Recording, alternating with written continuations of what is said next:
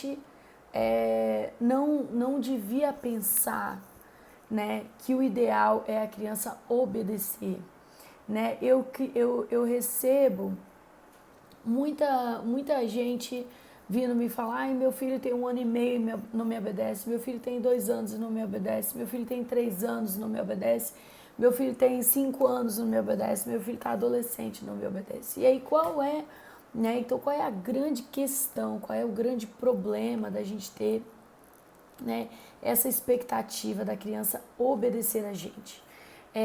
A obediência, ela tem uma fonte que é o nosso desejo. Então, o nosso desejo, o que a gente quer, né, a nossa vontade, ela é a coisa mais importante na obediência. Então, quando a gente quer que alguém obedeça a gente está querendo que essa pessoa faça a nossa vontade, né? E aí tem um outro problema muito grande, relacionado a querer que alguém faça a nossa vontade, que a gente quer que a pessoa faça a nossa vontade e a gente quer que a pessoa faça a nossa vontade na mesma hora. A gente quer que faça e que faça logo, né? E as crianças, elas não têm essa capacidade, né? Para uma criança, e aí a gente vai falar sobre isso mais um pouquinho, mas assim, temos um primeiro problema, que é a partir do momento que você espera que a criança obedeça ordens, você está não só mergulhando a criança no seu desejo, na sua vontade, ou seja, ela já não está sendo protagonista da infância dela, ela não está sendo protagonista da vida dela, ela está mergulhando na vontade do outro, no desejo do outro.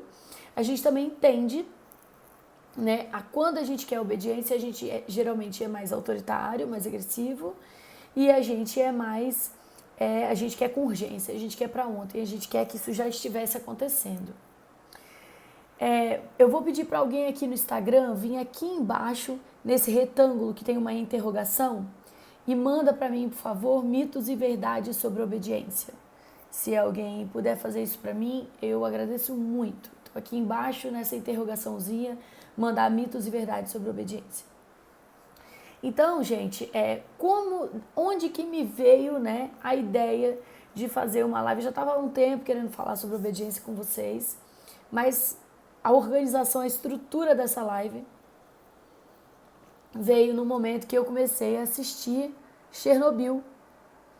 Eu comecei a assistir Chernobyl e... Aqui, mitos e verdades sobre obediência. Muito obrigada, Gabi. Eu comecei a assistir Chernobyl e o que acontece no Chernobyl? Não sei se vocês já assistiram Chernobyl, mas o que acontece no Chernobyl? O que é a coisa mais chocante, né, no Chernobyl? Obrigada, Rose, obrigada, Silvinha, todo mundo que mandou para mim. Muito obrigada, gente. Uma das coisas mais chocantes em Chernobyl, no primeiro episódio de Chernobyl, né, que é a história daquela usina nuclear, né? Bom, vocês devem saber a história de Chernobyl. E aí, a coisa mais chocante é que acontece uma explosão dentro da usina.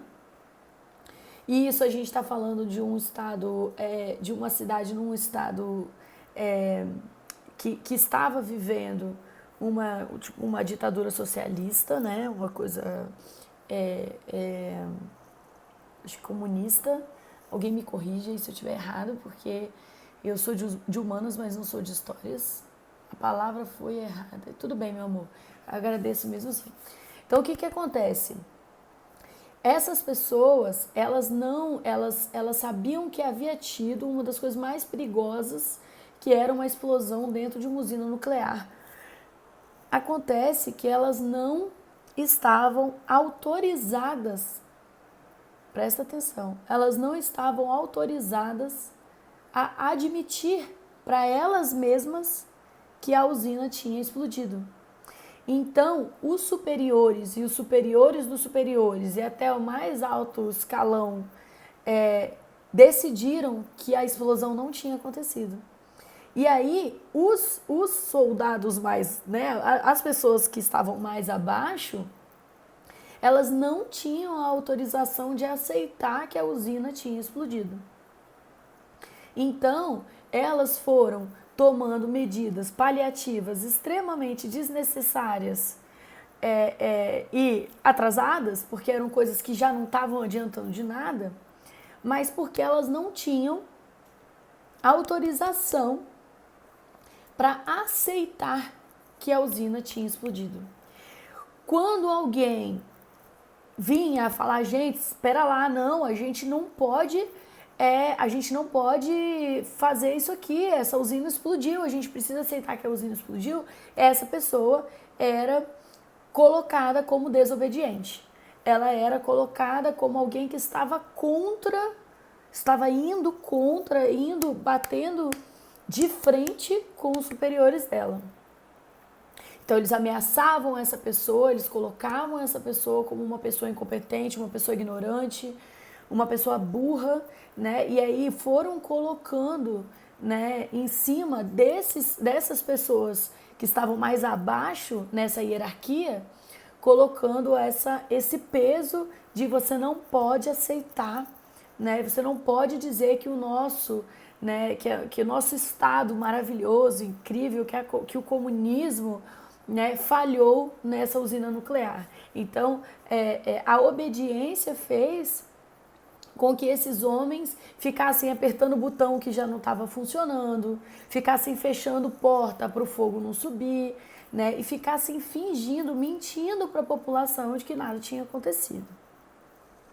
Quando eu pedi, então, para o pessoal colocar quais situações,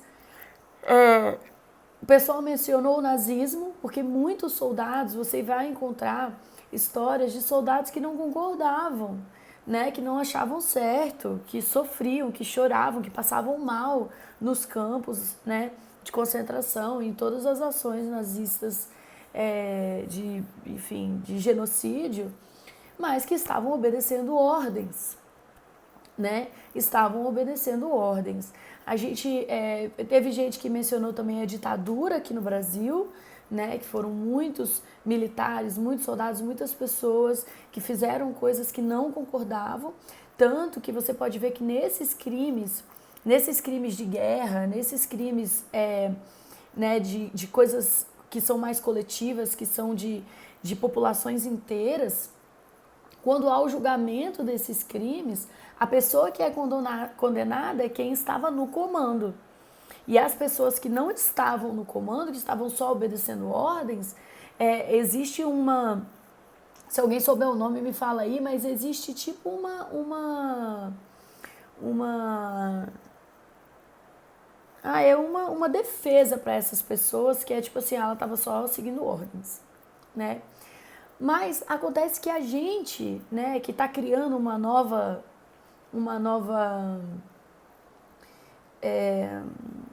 como que fala, uma nova geração, me fugindo as palavras, a gente que está criando uma nova geração, a gente quer evitar que esse tipo de coisa volte a acontecer no planeta, né? E uma das formas da gente evitar é explicando para os nossos filhos a responsabilidade que existe nas decisões deles, né? Que obedecer, né, não tira de você a responsabilidade. Então, quando a gente, ao invés de educar os nossos filhos para obedecer, a gente educa os nossos filhos para cooperar, a gente tende a estar preparando os nossos filhos muito melhor para a vida. Porque a gente está ensinando eles os motivos, a gente está ensinando eles a empatia, estamos ensinando eles o papel deles na casa, o papel deles na comunidade, o papel deles na sociedade. Então, se você for parar para analisar, quando uma criança obedece, por exemplo, você vai botar a mesa de jantar porque eu estou mandando, você vai lavar a louça porque eu estou mandando, porque eu sou sua mãe e eu mando em você. Você está esquecendo, você está perdendo a oportunidade de ensinar. Você vai colocar a mesa porque você vive nessa casa, porque você vai almoçar nessa mesa, porque porque você faz parte desse grupo, porque você tem a sua função aqui, né? Você tem a sua função aqui. Você vai lavar a louça porque você também sujou, porque ontem foi sua irmã, porque hoje, né, é você, amanhã vai ser sua mãe, depois vai ser seu pai. E todo mundo que está sujando vai lavar. Então a gente acaba perdendo a oportunidade de ensinar para essa criança sobre a responsabilidade. E mais do que isso ainda, essa criança aprende uma coisa maravilhosa que chama pertencimento. Ela pertence àquele grupo. Ela faz parte do grupo, ela tem um papel importante ali, sabe? Se todo mundo resolver não lavar a louça, vai chegar um ponto insuportável que vai estar tudo sujo, cheio de sujeira na cozinha, um cheiro ruim, bicho na pia, sem prato, sem copo, nem nada. Então essa criança precisa entender, né, que ela é importante ali. Olha que legal, ela é importante, ela tem um papel importante, ela tem um lugar ali, e esse lugar que ela ocupa ninguém pode substituir, é o lugar dela. O senso de responsabilidade também traz uma outra coisa maravilhosa, que é o senso de missão, né? O senso de para que você veio nesse planeta, né? O que você está fazendo aqui, né? Olha o quão importante você é para o conjunto que é a nossa família, para o conjunto que é esse grupo. Então, a cooperação, quando a gente ensina, quando a gente promove a cooperação, a criança tem condições de aprender a cooperar até que idade? Na verdade, é a partir de qual idade, né? Eu costumo, então, vamos falar sobre... Agora a gente já desconstruiu a obediência, né? Porque a obediência, ela traz a coisa cega. Você não sabe por que você está fazendo. Você não entende que você está fazendo aquilo ali porque você tem uma importância, mas sim porque você é inferior e você tem que obedecer. Você não faz aquilo com amor, com carinho, você faz no automático porque você tem que obedecer. Você não tem responsabilidade por aquilo, você não toma decisão, você não aprende a tomar decisão, nada, porque você está só fazendo o que alguém já decidiu. Então, a obediência, ela cega a gente para vários ensinamentos, enquanto a cooperação ensina a criança a decidir, ensina a criança o lugar dela naquela casa, a importância que ela tem, a viver no coletivo, né? Ensina essa criança a respeitar, porque quando hierarquicamente você manda e alguém obedece, o seu sonho passa a ser quem manda. Quando você obedece a alguém, o seu sonho passa a ser quem manda. Então você não tem respeito, você não tem, não é respeito, mas você não tem tanto carinho, tanta empatia por aquela pessoa que agora tá te obedecendo. Você tá tipo assim, no seu lugar de conquista, agora ela que se ferre. Você já cumpriu a sua parte disso. Já a cooperação, ela tem toda uma questão da empatia, do amor, do carinho, né? Que você entende que você faz parte, que aquilo ali é uma engrenagem e que cada um desses dentes da engrenagem é importante, né? E que eles cooperam entre si, ninguém manda em ninguém, todo mundo tá nessa porque quer, porque entendeu o propósito, porque tá no caminho certo. Ah, Nanda, mas você tá dizendo pra mim que o meu filho nunca vai, né, que meu filho nunca vai me obedecer, então que em situações que ele não entender, em situações que eu tentar explicar 1000 vezes ele não entender, eu não vou poder exigir que ele faça mesmo sem entender? Amigo, amiga, sim, faça isso, principalmente se for uma coisa que vai manter o seu filho bem, seguro, né? Agora, que esse seja o último recurso e não o primeiro, como é o padrão da criação tradicional autoritária. Então, se você costuma conversar com a criança, se você costuma trazer a criança trazer a criança para compreensão, né? Conseguir que ela participe porque ela quer e tudo mais, quando você consegue que essa criança tenha esse movimento, seja acostumada a esse movimento, então quando eventualmente você olhar e falar, olha filho, realmente agora eu preciso que você só me obedeça, essa criança vai entender, ela vai acreditar na sua palavra, vai ter uma conotação diferente, porque ela está entendendo que, poxa, dessa vez a minha mãe está falando aqui e eu não vou entender, mas eu vou confiar nela, porque não é só isso, entendeu? Não é só isso. Agora, então, Nanda, como que eu faço para trocar a obediência por cooperação, né? Como que eu vou fazer para colocar isso em prática na minha vida? Bom, a primeira coisa que você tem que entender é a partir do momento que você entende que um dos problemas da obediência é a gente querer que a criança faça do nosso jeito, que a criança faça o que a gente quer, na hora que a gente quer, que um dos problemas da obediência é que o adulto quer para ontem, quer que obedeça logo. Quando você começa a entender isso, você lembra que as crianças vão levar muito tempo para aprender. Elas vão levar muito tempo para conseguir, mesmo que o padrão da sua casa seja obediência. Porque as crianças não nascem com uma hierarquia. Elas não nascem compreendendo esse conceito adulto de hierarquia. Então, o que essa criança nasce sabendo, né, é que, ela precisa sobreviver. Então, quando ela é recém-nascida, até ela começar a andar, a única coisa que ela quer é proteção para sobreviver. E depois disso, principalmente a partir de 2 anos, essa criança está conhecendo o mundo. Meus bocejos. Ai, gente, eu viajei. Eu não sei quem acompanhou, mas estou chegando em São Paulo agora. E eu dormi muito pouco, mas enfim, vamos lá.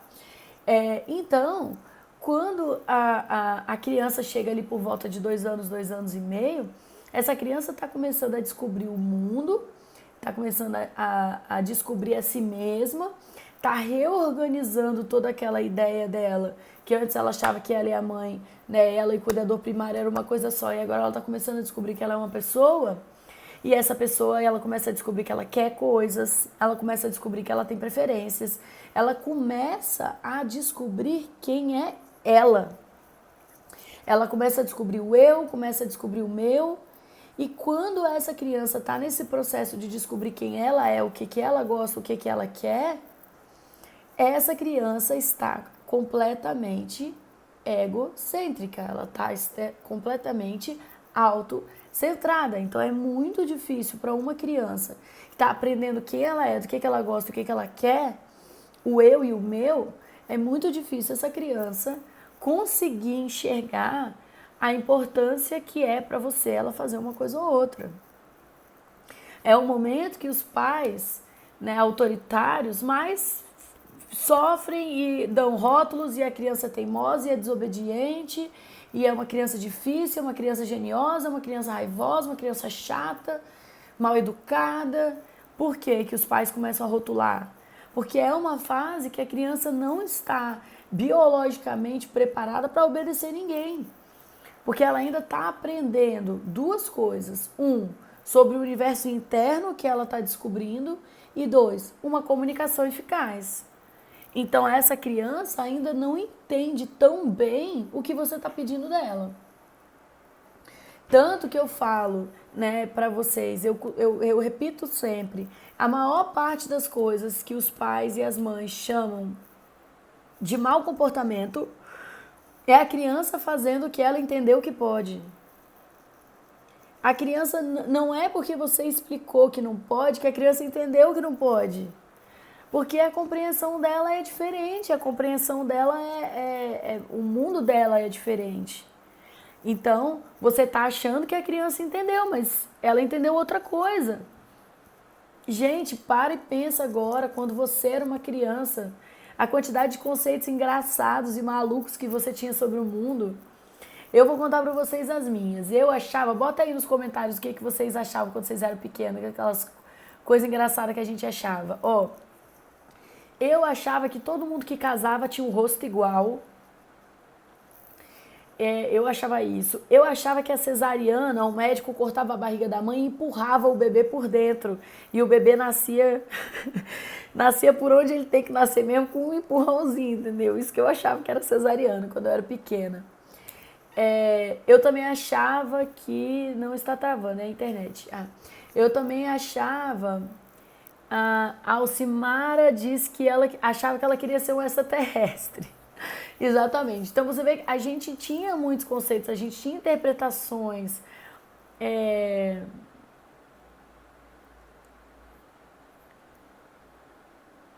é, eu achava que dava para entrar na televisão.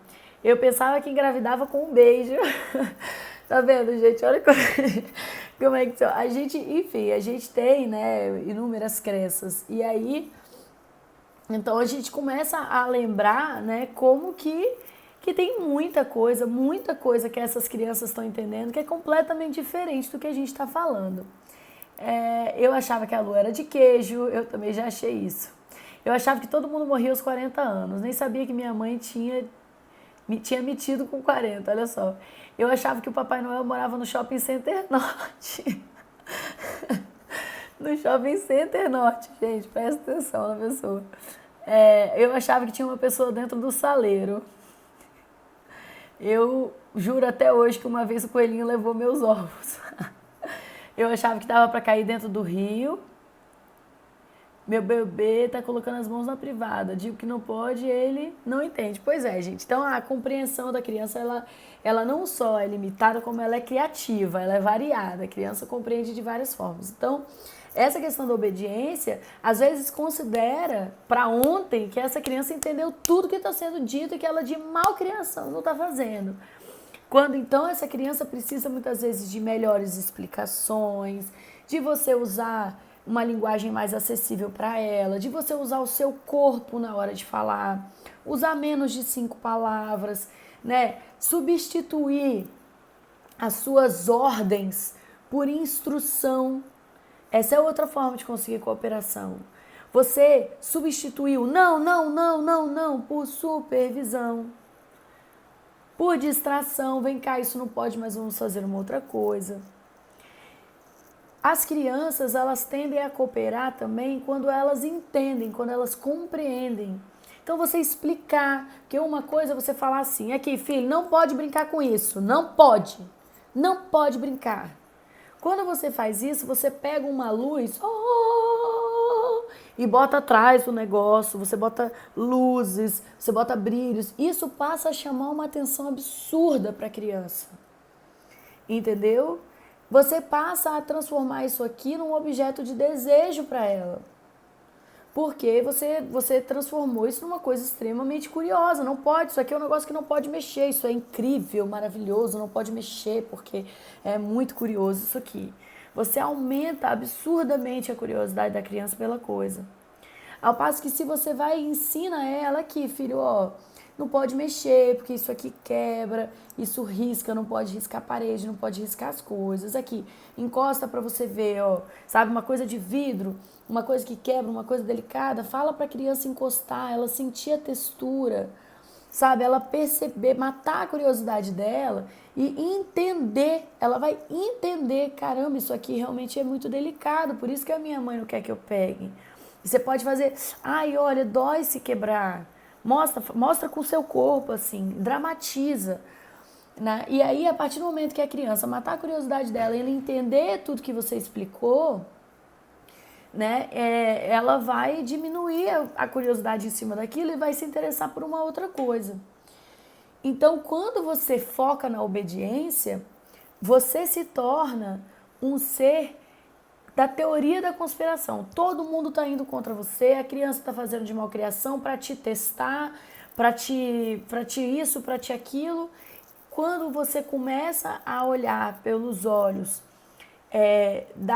da criança e você começar a interagir com essa criança buscando a cooperação dela, aí você começa a ter a oportunidade de aprender até onde a sua criança vai. Entendeu? Aí a pessoa vai me falar assim, ah, Nanda, mas o meu filho, eu falo que não pode tirar as roupas da gaveta, ele vai, tira as roupas da gaveta, olha pra mim e fica rindo. Ele sabe, ele tá me testando. Gente, a criança, ela usa o sorriso como uma forma de te conquistar. É uma forma de fazer você sorrir de volta. Então, das duas, uma. Ou ela entendeu, quando você falou assim, não pode mexer, ela entendeu que naquela hora não podia mexer e que depois pode. Ou ela entendeu que não pode mexer, mas a vontade de mexer está mais forte que ela. Então ela mexe sorrindo para você, para ver como se ela estivesse falando assim: eu tô fazendo uma coisa que você não gosta, mas olha como eu sou linda. Entendeu? É isso que a criança está fazendo. Então o que que isso te diz? Oh, que a criança está vendo aquele objeto e ela está desejando aquilo está mais forte do que ela. Então, o que vai fazer muito mais sentido você fazer essa criança cooperar porque ela compreendeu. Você pega a criança, você vai lá, você mata a curiosidade sobre aquilo, gasta, gasta, deixa a criança nasce e a próxima etapa é explorar o planeta, ela quer entender o mundo. Entendeu? Ela quer entender o planeta, ela quer entender as coisas. E aí, mata a curiosidade dela. Acaba com essa sua angústia. Agora não fica fazendo interpretação adulta de que tá me testando, de que tá fazendo por mal, de que tá não sei o quê, porque as crianças, elas não têm maturidade para fazer esse planejamento estratégico. A criança vive no aqui e agora. Só existe no mundo o que estou vendo aqui na minha frente agora. Entendeu? Então a criança não tem qualquer condição de planejar, de ter a intenção de te magoar, de ter a intenção de te testar, porque ela não tem cognitivamente estrutura para isso. Né? Desenvolvimento para isso ela não tem. Então isso é uma interpretação adulta, uma interpretação sua, adulta, do que essa criança está fazendo. Então, conforme você vai exercitando essa questão da cooperação ao invés da obediência na sua casa, você vai percebendo que isso também te leva a promover a autonomia da criança, isso te leva a fazer essa criança tomar decisões, isso te leva a ter que ouvir essa criança, porque quem segue o padrão da obediência, a criança não tem que querer, a criança não tem que ser vista, tem que ser ouvida, não tem que, né, tem que ser vista, não pode ser ouvida. E aí a gente vai caindo num padrão que fez muito mal para as gerações que vieram até a gente. Quantos de nós, gente, eu fiz uma imersão esse final de semana de cura interior.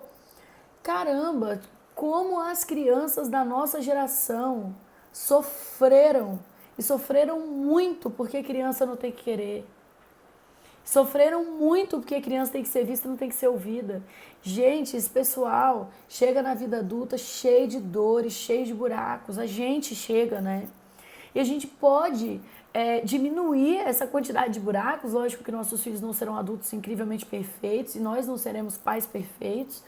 Mas a gente pode diminuir isso ouvindo os nossos filhos, ensinando os nossos filhos, né? O que é você pertencer a um espaço e se sentir ouvido, e sentir que a sua fala, que o seu desejo, né, tem importância. Não é que ele comanda, não é que o que você quer, o que você diz é lei. Não é isso. Porque a gente está falando de dois extremos. Ou a criança não é ouvida, ou o que a criança fala é lei. E a gente não está falando de nenhum desses dois extremos, a gente está falando do equilíbrio. É ouvir a criança, é conversar com a criança. Entendeu? É trazer ela para a compreensão das coisas que estão acontecendo. Deixa ela decidir também, sabe? Deixa a criança aprender a ter responsabilidade, a arcar com as consequências das decisões dela. E você não vai fazer isso causando frustração, deixando seu filho chorando. Isso é um absurdo. Você não precisa disso. Só de você ensinar uma criança a tomar uma decisão, você já está fazendo isso. Eu gosto muito de um exemplo da disciplina positiva, que é do casaco num dia frio. Fala, meu filho, leva um casaco, tá frio. E a criança fala, não, não vou levar. Mas filho, quando tá frio, a gente leva o casaco, senão a gente fica com frio. Não deixa de levar seu casaco, você vai ficar com frio. E a criança decide não levar o casaco e ela passa frio. E ela aprende, caramba, eu devia ter trazido meu casaco. Dependendo da idade dessa criança, você leva o casaco lá escondido, explica para ela, entendeu, filho? Acredita em mim, eu tenho tempo de vida, eu tenho experiência, já passei pelo que você está passando, acredita em mim. E entrega o casaco para a criança também não adoecer, entendeu? Mas assim, deixa a criança sentir na pele. Entendi o que minha mãe falou. Ela não precisa sofrer. Ela precisa, o aprendizado, ele acontece na prática. A gente constrói o nosso conhecimento. Então, o dia que a criança decide não levar o casaco e ela sente frio, isso é um aprendizado para o resto da vida. Não precisa sofrer. Não precisa sofrer. Agora, o que você pode é entregar e falar, olha, filho, da próxima vez eu não vou me responsabilizar pelas suas decisões. Eu queria que dessa vez você aprendesse. Agora, você vai fazer isso com uma criança de 3 anos? Não vai. Você vai fazer isso com uma criança de 5 anos? Ainda acho muito nova. Poxa, uma criança que já está lá com 8, 9 anos, né? Você já está sentindo que ela já está numa idade que já dá para ela ter uma responsabilidade sobre o frio dela? Você começa a dar para essa criança esse voto de confiança, de responsabilidade. Um dia desses, o Theo estava numa situação com um coleguinha, que o coleguinha pediu para ele bater no irmão dele. E aí ele bateu no Gael, o Gael começou a chorar, e aí eu fui falar com o Theo, Theo, você não pode bater no seu irmão, você sabe que você não pode bater no seu irmão, o que está acontecendo? Né? E ele falou, mamãe, desculpa, mas foi fulaninho que falou para eu fazer isso. Aí eu fiz. E aí eu conversei com o Theo e falei, Theo, fulaninho pode pedir para você fazer milhões de coisas. Quem decide se você faz ou não é você. E se você faz, então você é responsável. Quem é responsável não é quem mandou. Quem é responsável é quem fez. E como o meu filho não tem o padrão de obediência aqui na minha casa, quando eu expliquei isso para ele, isso fez todo sentido. E ele entendeu. Por quê? Não faria sentido nenhum eu explicar essas coisas para o Theo, sendo que na nossa casa ele tem que me obedecer cegamente. Faz sentido para vocês? Que ele não teria ficado confuso para ele, né? Teria ficado muito confuso, porque em algumas situações você tem que obedecer, em outras situações você não tem. Então você fala, né, você tem que ser coerente a maior parte do tempo. Então, gente, a gente precisa de entender que os nossos filhos, os nossos padrões, conceitos que a gente traz da criação tradicional, precisam ser repensados. Porque as crianças, elas vivem no desejo, na vontade do adulto. Então, como a gente fala aqui no desfraude, por exemplo, a criança, ela não vai desfraudar porque você decidiu que está na hora. A criança vai desfraudar quando ela estiver pronta. A criança não vai comer a quantidade de comida que você botou no prato. Ela vai comer até ficar satisfeita, sabe? A criança não vai parar de chorar porque você não quer que ela chore. Ela vai continuar triste. Você não tem o direito de olhar para uma criança e falar para ela, isso não é motivo para chorar. Você não tem esse direito de dizer, não precisa ficar triste. Você não tem esse direito. Entende? Porque isso é querer pegar essa criança e engolir ela para dentro dos seus desejos e das suas vontades.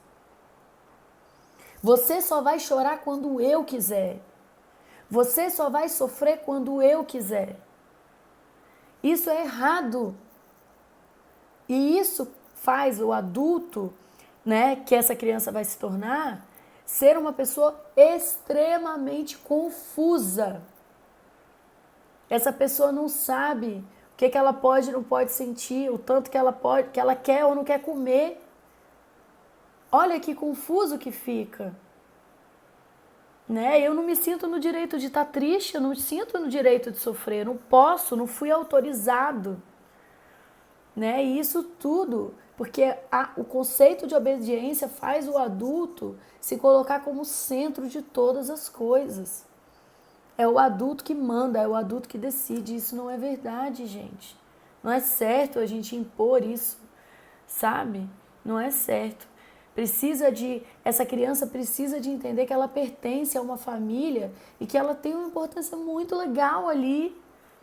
Então, que cooperar nada mais é do que ela exercitando, ela exercendo a função, o papel que ela tem naquele grupo. E aí ela se sente pertencendo a esse grupo. Ela tem responsabilidade. Ela começa a entender isso, sabe? Criança não tem que fazer porque você mandou. Deixa eu te explicar, porque, gente, não tem nada que você for mandar uma criança fazer. Não existe uma coisa que você vai mandar uma criança fazer que não tem um motivo. Então, se tem uma coisa que você precisa falar para a criança fazer, que ela não está entendendo o motivo, você já explicou, mas não passa pela cabeça dela, aí a gente está falando de confiança.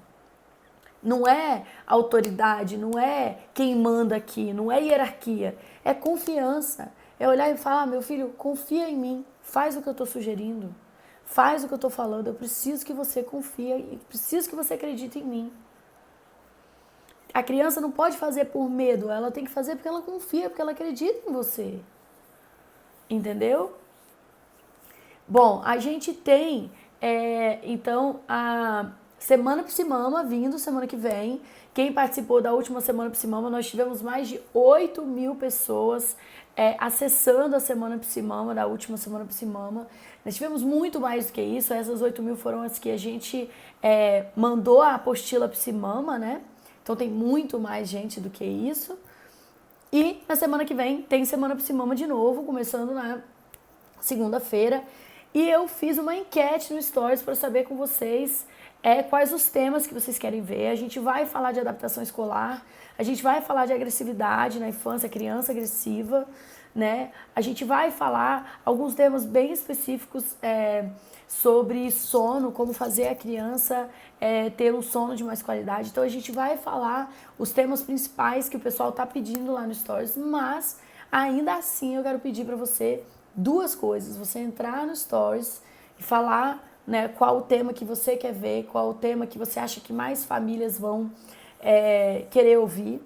E a segunda coisa é sugerir você entrar no Criando Juntos, que é o nosso grupo gratuito do Telegram. Todos os dias eu posto todo o meu conteúdo e também mando áudios. Esses áudios que eu chamo de sugestão para ação, que a gente faz uma reflexão no dia e eu sugiro uma coisa para você fazer naquele dia, baseado nessa reflexão. Então o grupo do Telegram é gratuito, é só você entrar na bio ou aqui nos comentários do Facebook, e aí você entra no grupo do Telegram e você pode clicar na Semana Psimama também para você se inscrever. Se você se inscreveu na Semana Psimama da outra vez, você já está inscrito, fique tranquilo. Mas eu quero que vocês saibam que tem muita gente que comete uns errinhos na hora de escrever o e-mail. E aí essas pessoas acabam não recebendo o conteúdo porque errou o e-mail, tá? Então a partir da segunda-feira nós temos Semana Psimama. Eu quero saber de você quais os temas que você quer ver na Semana Psimama. Tá? Se você quer acesso a essa live de hoje, de novo, também só você entrar ou no Criando Juntos ou se inscrever na Semana Psimama, que você vai receber o link de todas as lives, todas, tanto no Criando Juntos quanto na inscrição da Semana Psimama. Você vai receber acesso a todas as lives da Semana Psimama depois, tá? Que não vão estar disponíveis no canal do YouTube, vão estar disponíveis só para quem estiver inscrito na Semana Psimama ou no Criando Juntos, tá? A minha intenção com a Semana Psimama, gente, é falar dos assuntos que vocês mais estão precisando. Eu quero falar de assunto que você vai assistir a live e vai falar, putz, você me ajudou muito. Eu quero que faça diferença na vida de vocês, a Semana Psimama. Então, por favor, entra lá no Stories, coloca para mim qual o tema que você acredita que vai fazer esse impacto na sua vida, que vai fazer essa diferença. Como foram os temas da Semana Psimama passada, que o povo amou, adorou, mandou muita mensagem agradecendo e eu fiquei super feliz, então eu quero repetir a dose, né? Então manda para mim, por favor, quais os temas que você mais quer. E aí fica de olho, então, que tem Semana Psimama. E deixa eu só explicar para vocês o Criando Juntos. Criando Juntos é um grupo gratuito que a gente tem no Telegram, pra gente fugir do algoritmo. Então tem muita coisa, você que segue a Psimão, por exemplo, é doido para saber informação sobre sono, sobre birra, e tem um monte de posts sobre sono, sobre birra que não chegam até você por causa do algoritmo. Ah, você segue a Psimama e quer saber sobre desfraude e tem um tempão que você não vê post sobre desfraude. É porque o algoritmo atrapalha. Às vezes eu tenho posts todos os dias, muitos posts tem conteúdo no YouTube, tem conteúdo no Facebook, tem conteúdo no Instagram, tem conteúdo no Telegram. E aí lá no Criando Juntos você recebe tudo. Não tem chance, não tem risco de você, do algoritmo te atrapalhar a receber a minha tonelada de conteúdo. Tá? Então você entra no Criando Juntos, você vai receber a minha mensagem todos os dias, todo dia tem mensagem minha lá. E todos os meus conteúdos, todos, independente do canal que for, se é IGTV, se é YouTube, se é Instagram, se é Facebook, aonde for, você recebe tudo lá com o link no Telegram. Tá bom? Então só de você estar no Criando Juntos, você já não tem nenhum material que você não vai receber. Nenhum. Tudo o que for fechado, só para quem está participando da Semana Psimama, tudo que for fechado, Criando Juntos recebe. Então, clica no link da Pio e vem e vamos criar todos juntos, tá bom? Fica aqui um grande beijo, espero que vocês tenham adorado essa live e o link dela estará disponível para vocês também no Criando Juntos e na Semana Psimama para quem se inscrever, tá? Fica aqui um grande beijo e vai lá no Stories agora, por favor. Tchau, tchau!